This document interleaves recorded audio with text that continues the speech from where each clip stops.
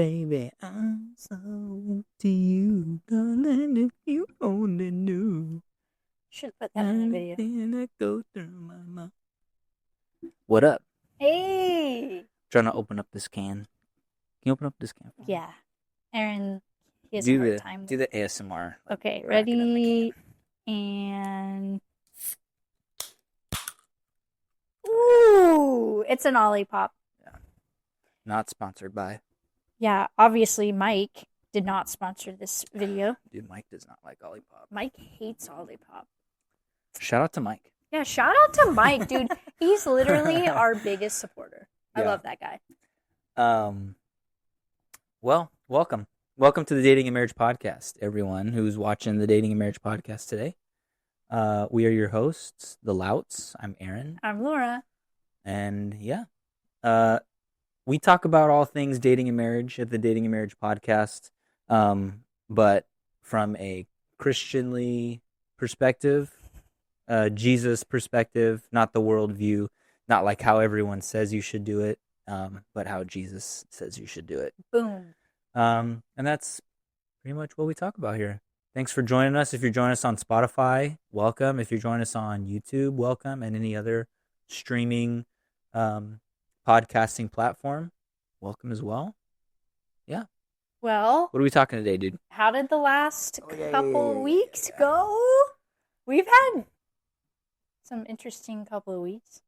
We went to Georgia. Yes, we went to Georgia. We went to Georgia, guys, and we literally left on a Wednesday and came back on a Friday. Yeah. Like that was intense. We went because my brother graduated Fire Academy. Shout out to Cody. Graduated Fire Academy in Gwinnett County, Georgia, and he's now doing paramedics school over there. Like a champ. He's killing it. But we went out to watch his graduation. So that was cool. And it was really cool because we're going to actually use that trip as a podcast in the near future, is navigating family dynamics with your spouse. Because I love the Louts, but, we were confined to each other for 3 days. And the Louts are a lot.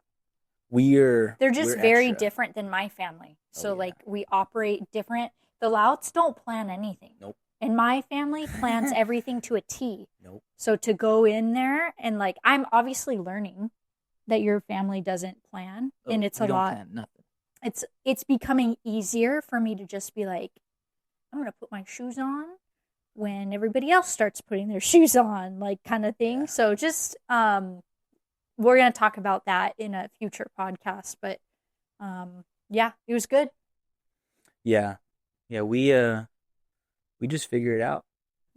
Yeah, it's interesting. We might have one or two things that we have we want to do this today, and that is it. Mm-hmm. That's about it. Yeah. I wanted to go to some of the tackle stores out there. We were able to go to Bass Pro Shops. That's all. Yeah, Aaron got to do I got to do one stuff. thing he wanted to do. That's cool. Yeah. And then we went to the PCS show this weekend. Explain what that is. The Pacific Coast Sport Fishing Magazine show. It's like a big West Coast. It's in Orange County. It's like a huge fishing expo show.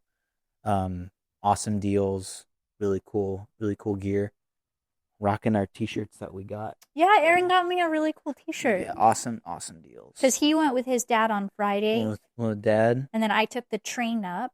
Guys, don't sleep on the train. The train is awesome. Don't snore sleep? No, don't Oh, don't dismiss. Don't sleep on the train. Got it. I know, I understand. But yeah, it's always fun to do that. And then we went out to dinner, and then we just kind of got to chill. I love going to the Louts on Saturday because, one, Aaron's mom is the most loving human on earth, and she makes me feel like I'm a princess the entire day. It's incredible. So I love going up there because I actually get to have a Sabbath where I sit there and do nothing all day. Oh, yeah, we do nothing. Which, awesome. When I'm home, that's not a thing. Because the mills, we don't just do nothing all day. It's just not a thing. Going. But it's necessary. It definitely is to have those days. So I love going up there. Yeah, it was good. What are we talking about? We are talking about, as promised, finances, and it's going to be a two-part series because we've got a lot to cover and not a lot of time. But today we're going to talk about finances in dating and finances before dating. So, and then the next podcast we'll talk about finances in marriage. But we're just going to kind of go through some tips, things that Aaron and I have learned. I'll start off. Before I met Aaron, I was in a really bad place financially. Several months before him and I started dating, I actually had no money in my bank account. So paying rent or actually even feeding myself was like, I don't know how I'm going to do that. Like, I only have a couple of cans left of tuna in my cabinet. And I got to a point where I finally had to like admit that to my parents, like, hey, I'm living literally paycheck to paycheck and I need help because I've never budgeted before. Like, I don't know what I'm doing. And it was amazing because my mom actually sat me down one day and we went through my budget and we went through everything. And we were finding out like where I was spending too much money, and what I needed to do to really dial it in. And the cool thing about that is shortly after that, the Lord, there were some other things that happened, but he really blessed that because I became and learned what it was like to be a good steward. And immediately, like, he was like, okay, cool. So now I'm going to bless you with some serious finances, where my business like really took off and exploded. And I had more than enough, which was really cool. It was like from going to not having anything in my bank account to having overflow every month. Yeah. So that was really cool. But, I experienced a level of God, before I got married in finances that has really helped me in our marriage. When finances do get tight, I can go back and be like, well, I always paid my rent. Like, I never went without a meal. Were some days really, really scary and there was no money left? Yes. But I was always okay. And those memories, and those testimonies, they really help me now. And it helps me to also help Aaron as well. Yeah. Well, the Bible says to not like forsake the power of your testimony, right? And like a lot of times I think we think about it, our testimony, like what the things that God has brought us through, as for like helping other people, which it is a lot of times it's for, but I think what we kind of dismiss a lot is the testimony for ourselves. Like, we don't really remember, and we kind of have amnesia about the stuff that God did for us and through us with, back then. And oftentimes it's kind of the same thing, just with a slightly different mask on. It's like, oh, he already took care of me in that sense. Yeah. Slightly different, but kind of the same. But yeah, I kind of had, so for me, I was working full time, like before I met Laura. And I was living with roommates, right? So like my rent was pretty cheap. I had like a pretty decent, cushion, I would say, month to month. But my problem, and what I didn't realize then, was a problem because I obviously wasn't married then, is I totally had a spending problem. And I'm working through it now. I feel like I've gotten a lot better. Yeah, you're total 180. I just would like buy stuff. And a lot of times it was like fishing related stuff. So like on the surface, it's like, oh yeah, dude, you're just buying fishing stuff. Like, you have a hobby. That's okay to have a hobby, which it is. It's 100% okay to have a hobby. And I think the Lord wants us to have hobbies. But when it starts to like overtake you, and for me, it was like buying stuff as like a sense of release. Like every time I get like worked up or stressed about something, like, oh, I'm just gonna, buy the new thing. Yeah. And it was like, oh, okay, like you get like a sense of like excitement when you get the box, and it's like kind of Christmas almost, but you can just have Christmas at will. But there's like some dysfunction there that I learned, and it's like for me that was like a big thing, is learning how to manage and correct the dysfunction, and still okay to have hob hobbies like that, just to where it's not like idolatry, basically.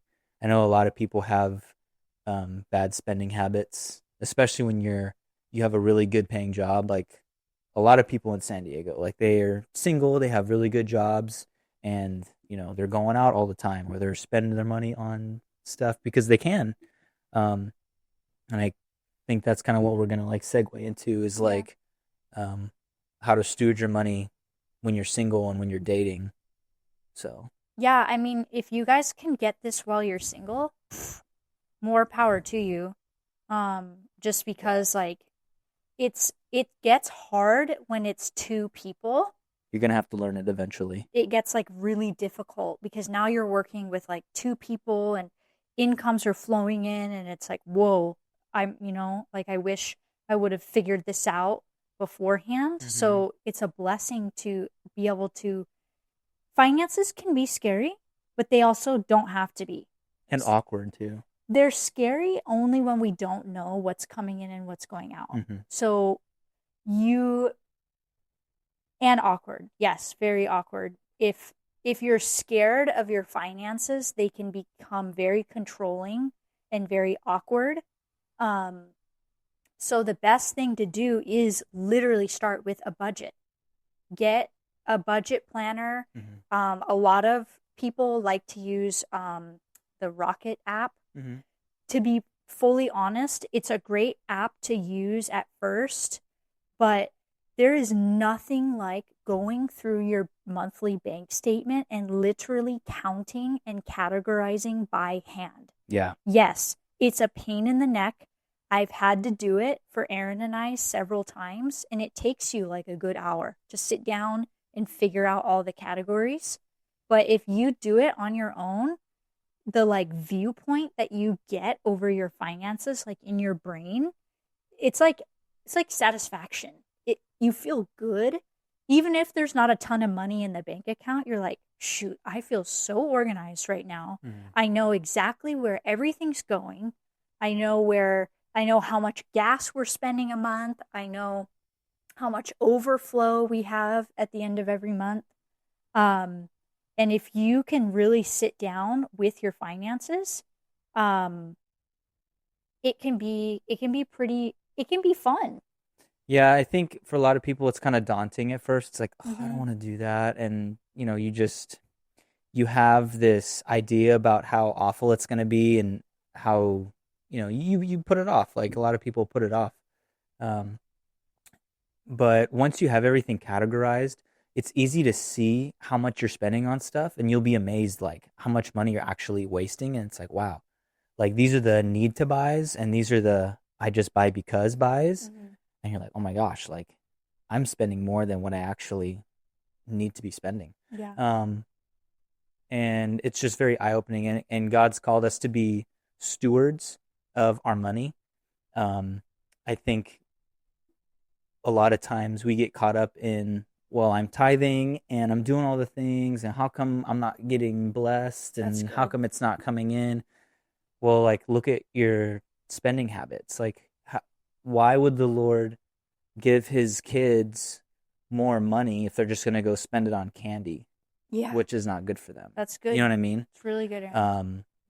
So yeah, I mean, look at like Laura was saying, look at your bank statements. For me, it's easier for me to just look at I put everything on a credit card Mm-hmm. every month. I just pay the credit card off every month, and I know like roughly how much the bill's going to be in the month.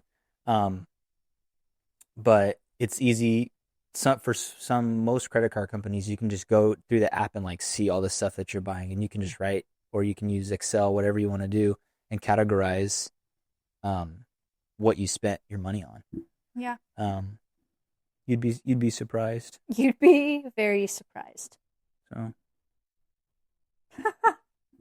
I'm pretty sure Nelly just like barfed or pooped or something in her bed. Guys, we have a toddler for a dog. Dude, I'm straight telling up. you, it's just one thing after another. She's acting like such a weirdo today. Anyways, um, oh, but the really cool thing about being in not I don't want to say being in control, but like being in the know with your finances Hmm. is you can like Aaron and I can be out and about and he can ask me like, "Hey, like is this okay for me to get?" And I can say yes or no. And like I can be very confident in my yes or my no. It's Hmm. not like a I don't know. It's like no, not this month. Like maybe next month. And if you can get to a point where you can really hold back on your purchasing and your buying and Takes a lot of self control. it does. I think and self-control is, it's a fruit of the spirit. Hmm. And I think that that was something for me personally like I stopped getting my hair done. I stopped doing my nails. I stopped going shopping like completely. I think there was a whole year where I didn't buy myself a single outfit. And if there was like one or two things, I thrifted them for like $5. Like it was for me to get really diligent on my spending habits and to understand like I don't really need these things. Like I don't really need my nails done. Like my hair's totally fine the way that God made it. Like, Aaron loves me for who I am. Like I don't need It's another true. outfit. And the cool thing is when I started doing this, people were gifting me clothes like out of nowhere. Oh Like yeah. I kept getting clothes out of nowhere and I was like, "Whoa." And it was all free and I was like, "Wow, like what a gift." Because I was learning to be a good steward. Like the Lord was like, "Well, I'm not going to let you go without. Like if you need a nice dress for X, Y, and Z, like someone's going to give you that dress." Hmm. And sure enough, they did. Yeah. And it was really cool. So, and you can be that way single, and that's the best place to start. Is start this while you don't have somebody else to work with on it. And it's attractive too. I feel like if you have control of your finances, like and you're like getting to know somebody, like I feel like I'd be like, dang, I'd be convicted. Like if I didn't have control of my finances and like I was out there looking around like, dang dude, like you got your finances all figured out, you're budgeting, you're freaking killing it. I'd be like kind of convicted. I'd be like, okay, I gotta get on that. I gotta get on that level. Yeah. Um and yeah, and another thing we could talk about is like loans and debt and stuff. Mm-hmm. Like if you have a lot of loans and debt and you are single and like you're kind of discouraged, like no one's gonna want to marry me because of all the debt that I have. Like that's first of all, it's a lie. It's not true. Yep. Um, but definitely get a plan. Now's the time to have a plan. Now's the time to like reconsolidate loans. Try to get a better interest rate if you can. Um, but have a plan. Have okay, this is how much I'm gonna be paying towards however much my payment is a month. Maybe you can pay extra towards your principal right now because you have the excess because you're not married. Um, Start chipping away at it now, and no one is going to be well, in my opinion, no man or woman of God that's like godly and knows okay, like I have an attraction and a pull towards this person, and the Holy Spirit is leading me towards this person, are going to be pulled away or um, throwing up flags because you have debt. Like, like let's face it, like most of the people in this area, or even that not even live here, have some type of debt or loans. Mm-hmm. Um, Yeah. but it is attractive when you have control over it. It doesn't have control over you, right? If Mm-hmm. you're just spending and you got all kinds of credit card debt, like that's not control. Like Yeah. you don't obviously don't have self control. You know, And these are things that you do want to talk about when you're dating. yeah. Like, don't go into marriage and then have your spouse be like, Surprise! "Hey, I'm I this got amount in student debt." And you're loans. like, "Oh, Like, dang, crap. Well, I shorty. guess I'm that amount of debt too now." But, like, obviously that shouldn't change your mind. But, like, these are things that you do need to discuss while you're dating. 100%. I think I told Aaron about my student loans like very early on, and because I was embarrassed by them, like I was like $50,000 in student loans, and I was like, "Frick, man! Like the moment he marries me, these are going to become his too." So I'm going to let him know, like, "Hey, just so you know, this is what comes with me right now. Unfortunately, are these loans." And there was no like, he was just like, "Okay, got it." I'm like, I've never We'll missed a figure it loan out. Yeah. payment before. Like, I've always paid my student loans and I never had any bad issues with them. So it wasn't something that he was like worried about. He was like, okay, well, you're paying them now, so we'll just continue to pay them. Mm-hmm. It didn't change his mind, but even after being married, like we've had a car that's been paid off. We've had credit cards that have been paid off. Like, obviously, like communication. We created a plan and we got it done. But if, again, like Aaron said, if you can do it while you're single, More power to you. yeah, start blowing that stuff out. Get it out of there. Yeah. It's good. Yeah. So on our next podcast, while we challenge you guys to start a budget and actually like if you can get last month for the month of February, if you can budget out that month and then re-budget it, then we encourage you for the start of April. So this month is like a free month, all right? If you can get your budget in line for April and actually start it for April based on February, that's like the time is now. Do it now. You've got 3 weeks left of March to figure it out and you'll have a great baseline and you can actually start working on that budget and staying within the guidelines of it. Mm-hmm. This is the time is right now to do it. Right after this podcast, find a budget sheet that you like that has the categories that you enjoy. They're online PDFs, or you can do the Rocket Money app, whatever you want, and get it ready and prepared for April.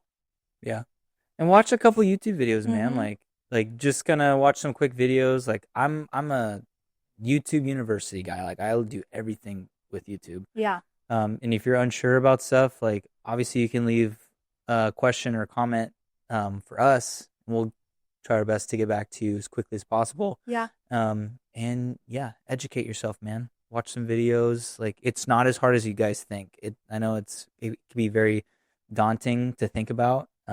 But once you have more control over it, you gain more power over it. Yeah. So. And next podcast, we're going to talk about what this looks like in marriage and like what it looks like when you actually start to combine all those finances. Yeah. Because we are a combined family and we don't agree with the separate bank account thing. So if you're a separate bank account person, this podcast is not for you. But if you want to understand why a joint bank account is so important and you're interested in moving in that direction, like the next podcast is going to be for you because it's scary to combine your finances literally overnight.